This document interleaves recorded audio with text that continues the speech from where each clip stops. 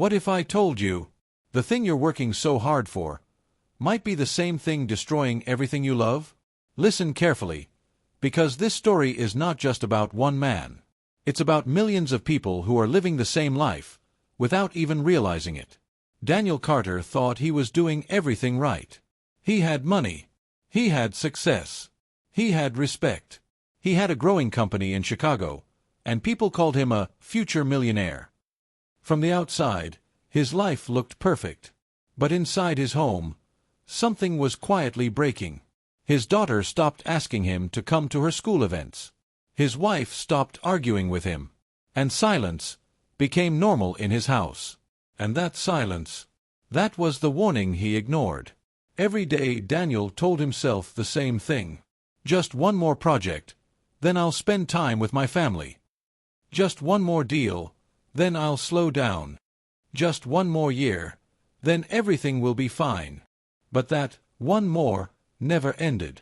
And while he was building his empire, his family was slowly disappearing from his life. Until one night, everything changed. His wife called him and said something that froze his blood. "Don't come home tonight." No explanation. No arguments. Just silence and a broken connection. That was the moment Daniel realized something was wrong. He rushed home, only to find something he never expected. The house wasn't just empty. It felt like a life had already ended there. No laughter. No footsteps. "No, Daddy, you're late again." Only a single note, waiting on the table. And those words, they didn't just break him. They destroyed everything he thought he understood about success. Because in that moment, Daniel finally learned the truth nobody told him before. Money can rebuild a house, but it cannot rebuild a broken family. Success can give you comfort, but it cannot give you love. And now the question is, how did a man who had everything end up losing the only things that actually mattered? And more importantly, is he already too late to fix it? Because what happens next will shock you. Stay with this story till the end, because every second after this moment changes everything. Don't come home tonight. The words hit Daniel Carter like a punch to the chest. For a moment, he thought he heard wrong. Rain hammered against the windshield of his black SUV as traffic lights reflected across the wet streets of Chicago. His fingers tightened around the steering wheel. "Emily, wait," he said quickly. But the line went dead. Daniel stared at the phone screen in disbelief. He called back immediately. No answer. Again. Voicemail. A strange feeling crept into his chest. Not fear exactly. Something worse. The feeling that something important was slipping away while he stood helplessly watching it happen. Outside, thunder shook the sky. Cars rushed past him through the storm, but Daniel barely noticed. His mind replayed Emily's voice over and over. Cold. Tired. Empty. Not angry. And somehow, that scared him more than yelling ever could. For years, Emily had argued with him constantly about work. About missing dinners. Missing birthdays. Missing life itself. But tonight there was no anger left in her voice. It sounded like someone who had finally given up. Daniel leaned back heavily in his seat and rubbed his face. His expensive watch flashed under the dashboard lights, a gift he bought himself after closing a $1 million construction deal. A few years earlier, owning something like that would have felt impossible. Now it meant nothing. At 42 years old, Daniel had everything most people dreamed about. He owned one of the fastest-growing construction companies in the city. He lived in a massive modern house in the suburbs. His garage held luxury cars. Business magazines called him one of the smartest entrepreneurs in Illinois. People admired him. Employees respected him. Competitors envied him. But there was one thing nobody ever told him while he was climbing toward success. Sometimes the higher you rise in life, the more alone you become. Daniel remembered when everything used to be different. 15 years earlier, he wasn't rich. He worked long shifts carrying lumber and cement under the burning summer heat. His hands were rough, his clothes were cheap, and his future looked uncertain. But back then, he had time. Time to laugh with Emily in their tiny apartment. Time to eat dinner together sitting on the floor because they couldn't afford proper furniture. Time to dream about building a better future for their family. Back then, Emily used to look at him like he was her entire world. And honestly, she was his too. When Sophie was born, Daniel promised himself something while holding her tiny hand in the hospital. My daughter will never struggle the way I did. That promise became his obsession. At first, Emily supported him completely. She encouraged him to take risks and work harder.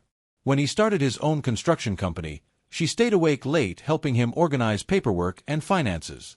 They were a team. But success changed the rhythm of their lives. One project became two. Two became 10. Daniel started leaving home before sunrise and returning after midnight. Some nights Sophie was already asleep before he came home. Other mornings she woke up after he had already left. At first, he told himself it was temporary. "I'm doing this for them," he repeated constantly. Whenever Emily complained, he gave the same answer. "Just one more year. Once the business stabilizes, everything will slow down." But every year brought a bigger opportunity. And Daniel always chose work. Always. One memory suddenly returned to him as he sat in the storm. It was Sophie's 8th birthday. Emily had decorated the backyard with balloons and lights. Sophie spent weeks talking about how excited she was because her dad promised he would come early this time. Daniel meant it when he promised. But that afternoon, a client requested an emergency meeting worth thousands of dollars. Daniel looked at the clock, then at his phone, then at the contract, and he made the choice that seemed responsible. He called Emily. "I'm running late." There was silence on the other end. "How late?" she asked quietly. Daniel hesitated. "Maybe really late." When he finally arrived home after 11 p.m., the decorations were half deflated. Dirty paper plates covered the tables. The birthday cake sat untouched in the kitchen. Emily was cleaning alone. "Sophie waited for hours," she said softly. Daniel felt guilty instantly. "I said I was sorry." "She fell asleep near the window waiting for your car." Those words hurt more than he expected. But instead of dealing with the guilt, Daniel buried it under work again. Because work made him feel successful. Family reminded him of where he was failing. Over time, the distance inside the house became impossible to ignore. Dinner conversations turned shorter. Laughter became rare. Even Sophie slowly stopped asking if he'd be home. That was the painful part. Children eventually stop expecting things that constantly disappoint them. Daniel didn't notice how serious things had become until one evening a few months earlier. Sophie stood beside his office desk holding a school drawing. "Daddy, can you come watch my presentation tomorrow?" Daniel barely looked up from his laptop. "I'll try." The smile on her face disappeared instantly. Children understand disappointment faster than adults think. The next day, Daniel forgot completely. Not because he didn't care. Because he was too busy. Or at least that's what he kept telling himself. That night, when he returned home, he noticed the drawing crumpled inside the trash can near the kitchen. He picked it up slowly. It showed a small family holding hands beneath a bright sun. But the father figure had been crossed out with a black marker.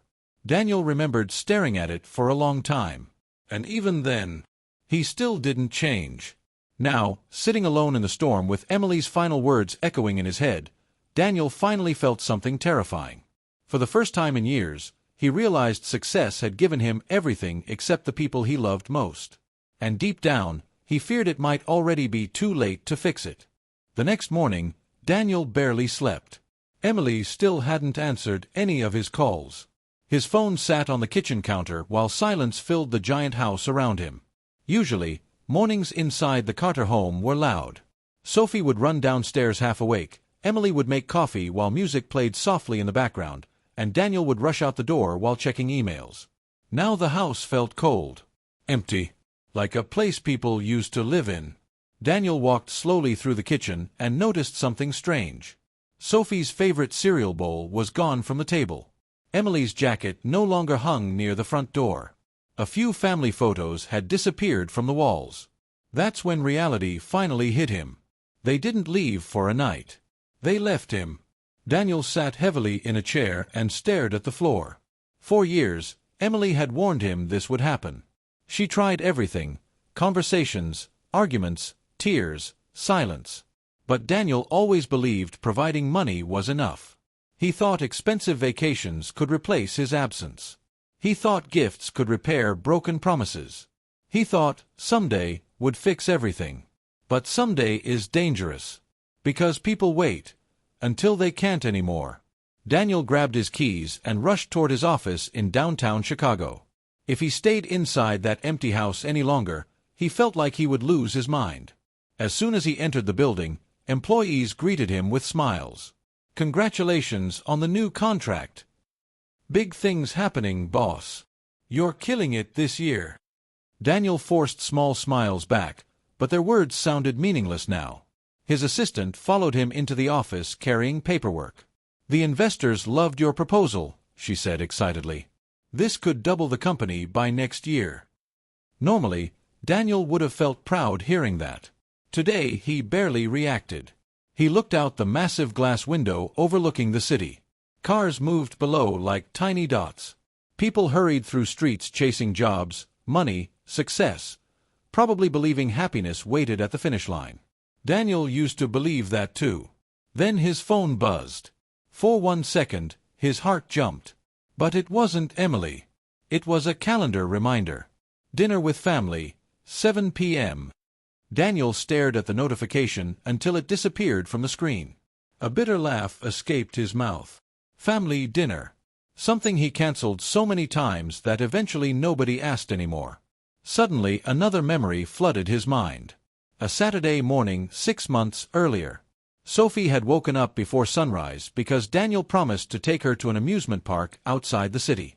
She spent the entire week talking about roller coasters and cotton candy. Emily even packed snacks for the trip. For once, Daniel genuinely planned to go. But around 7 a.m., his phone rang. A business partner informed him about a major investor visiting unexpectedly. "This could change everything," the partner said.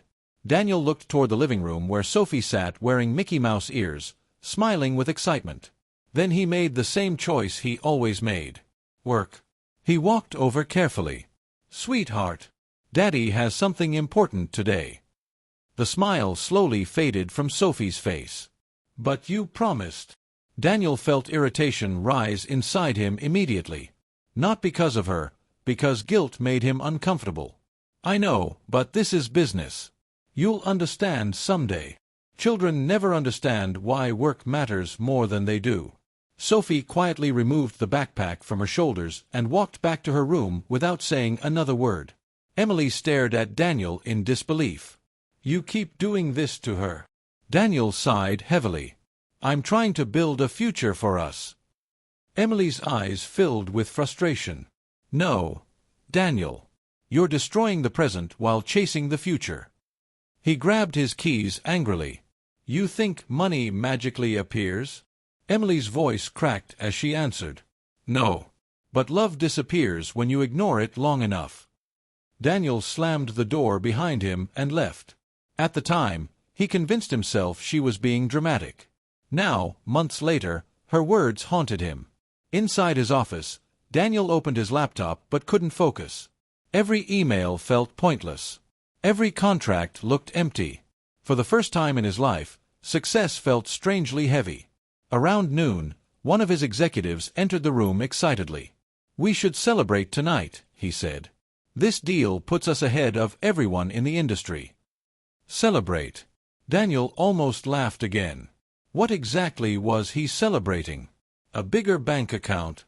A larger office? Another award nobody would care about in 10 years? Meanwhile, the people he loved most were gone. That afternoon, Daniel left work early and drove home through heavy traffic. Deep down, he hoped Emily and Sophie would somehow be there waiting for him. But the house remained silent. As he walked through the living room, he noticed something on the dining table. A folded piece of paper. His chest tightened instantly. He opened it carefully. The handwriting was Emily's. "We needed you, Daniel. Not your money. Not your excuses. You stopped being part of this family a long time ago. Sophie deserves a father who shows up. And honestly, so did I. Daniel's hands began shaking. He read the note again. And again. Each sentence felt like a knife cutting through years of denial. For the first time, Daniel stopped blaming work. Stopped blaming pressure. Stopped blaming responsibility. Because the truth was finally impossible to escape. He had choices every single day. And every single day, he chose everything except his family. The worst part wasn't losing them. The worst part was realizing they gave him hundreds of chances before leaving. He just never believed they actually would. Night slowly covered the city outside while Daniel sat alone at the kitchen table. The same table where Emily once waited for him. The same table where Sophie used to laugh while telling stories about school. Now there was only silence. And silence has a terrifying way of forcing people to face the truth. Daniel finally understood something nobody had ever warned him about. The most painful losses in life usually happen slowly. Not in one dramatic moment, but through small neglect repeated over and over again, until the damage becomes permanent. For the first time in years, Daniel Carter stopped going to work. The man who once spent every waking hour chasing contracts, meetings, and success now sat alone inside a silent house that no longer felt like home. 3 days had passed since Emily left. 3 days without Sophie's laughter. 3 days without hearing anyone say his name. At first, Daniel tried distracting himself the way he always had, emails, phone calls, business reports. But nothing worked anymore. Every achievement that once excited him suddenly felt meaningless. The luxury house in the suburbs of Chicago looked beautiful from the outside, but inside it felt empty, almost haunted. Haunted by memories. Daniel slowly walked through the hallway one evening as rain tapped softly against the windows. His footsteps echoed through the quiet rooms. He stopped outside Sophie's bedroom. The door was half open. For a moment, he just stood there staring. Then he pushed it gently. The room looked almost untouched. Stuffed animals sat neatly on the bed.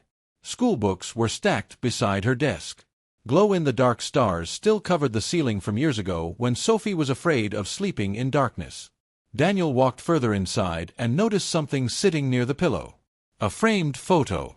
It was from a family trip years earlier, back when Sophie was little enough to sit on his shoulders.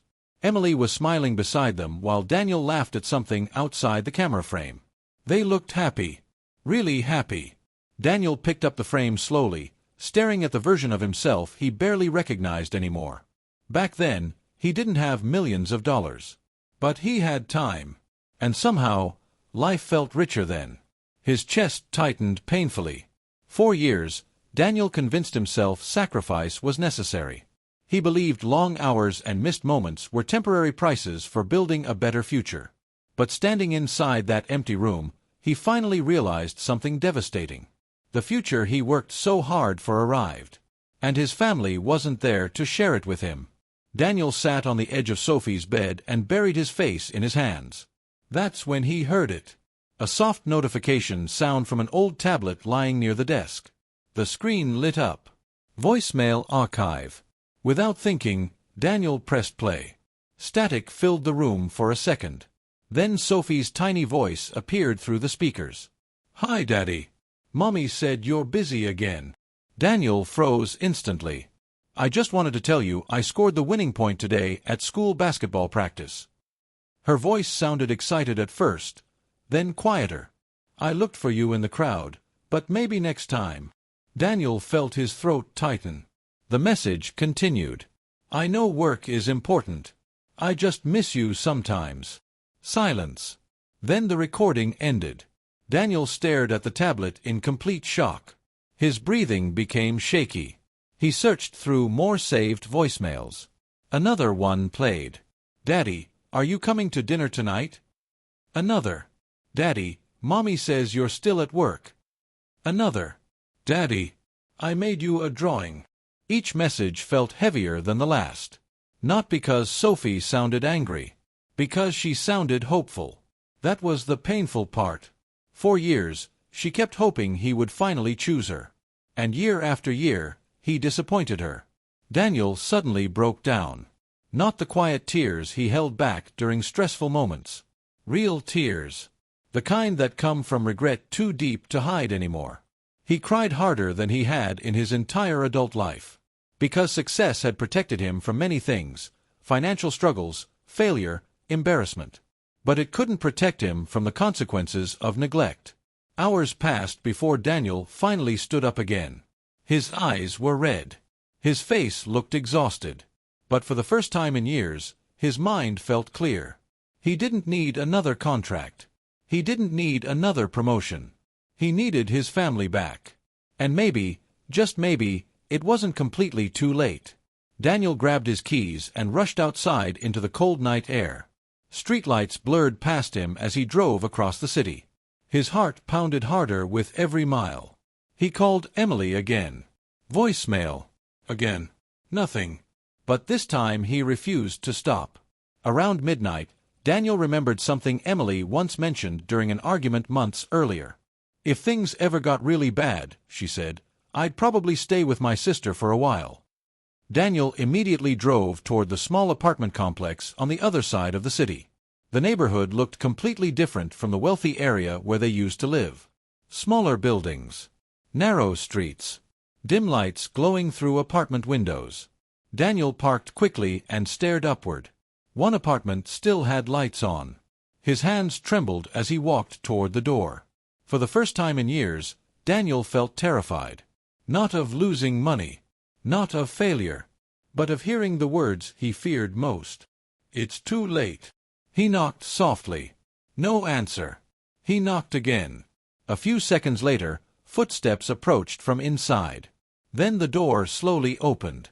Emily stood there staring at him silently. She looked exhausted. Not angry. Just tired. And somehow, that hurt even more. For several seconds, neither of them spoke. Then Daniel's eyes moved past her toward the living room. Sophie sat on the couch wrapped in a blanket, watching television quietly. When she noticed him, surprise filled her face. "Dad." That single word shattered something inside him. Daniel suddenly realized how long it had been since she sounded genuinely surprised to see him. He stepped forward slightly, his voice breaking. "I'm sorry." Emily looked away. Daniel's eyes filled with tears again. "I thought I was doing the right thing," he whispered. "I thought if I worked harder, eventually everything would be okay." Emily finally spoke softly. "But we needed you before, eventually." Daniel couldn't argue. Because she was right. Painfully right. Slowly, Daniel lowered himself to his knees near the doorway. Not because he wanted sympathy. Because guilt finally became heavier than pride. "I know words aren't enough anymore," he said quietly. "But I'll spend the rest of my life proving I understand now." Sophie stared at him silently from the couch. And in that moment, Daniel understood the hardest truth of all. Love doesn't disappear instantly. It fades slowly, every time someone feels unimportant. And rebuilding it takes far more effort than breaking it ever did. The weeks after that night were the hardest of Daniel Carter's life. Not because of money. Not because of business pressure. But because rebuilding trust is far more difficult than earning success. For years, Daniel believed fixing problems was simple. In business, every issue had a solution. Hire more workers, invest more money, work longer hours. But family didn't work that way. You can't repair emotional damage overnight. Especially damage caused by years of absence. After the conversation at Emily's sister's apartment in Chicago, Daniel expected things to improve quickly. Deep down, he hoped one emotional apology would somehow erase the pain he caused. It didn't. The next morning, he woke up alone again. Emily and Sophie still stayed at the apartment. And honestly, Daniel understood why. For years, they heard promises. Now they needed proof. Real proof. Not words. Change. That morning, Daniel drove to his office earlier than usual. Employees greeted him with excitement about upcoming projects, but he interrupted the morning meeting before anyone could begin. "I'm stepping back from several contracts," he announced. The room went silent instantly. One executive looked confused. "What? Why?" Daniel took a slow breath. Because I built a successful company and destroyed my personal life doing it. Nobody responded. Some employees looked shocked. Others uncomfortable. Because many of them secretly lived the same way Daniel had for years. Always working. Always chasing more. Always believing there would be time later for family. Daniel looked around the conference room carefully. For years I told myself I was sacrificing time now so my family could have a better future, he continued. But eventually I realized something. If your loved ones feel alone while you're building success, then you're failing where it matters most. That day, Daniel canceled multiple projects worth millions of dollars. A decision that would have terrified him months earlier. But something inside him had changed.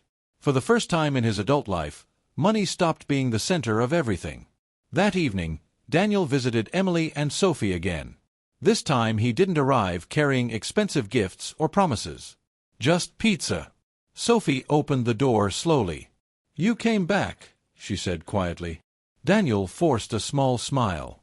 "I said I would." Simple words. But for Sophie, consistency mattered more than emotional speeches now. Inside the apartment, things felt awkward at first. Daniel wasn't used to silence during family conversations. Normally, he avoided uncomfortable emotions by working longer hours. Now he had no escape. During dinner, Sophie barely spoke. Emily remained polite but distant. And honestly, Daniel deserved that distance. Trust is fragile. Once broken, it doesn't return immediately.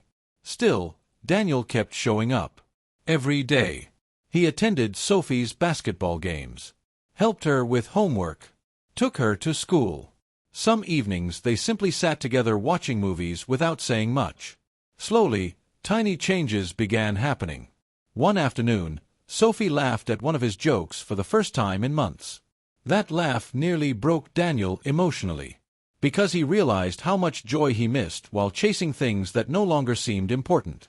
Another night, Emily noticed him turning off his phone during dinner. "You're not answering work calls anymore," she asked carefully. Daniel shook his head. "If it's truly important, they can wait an hour." Emily looked at him silently.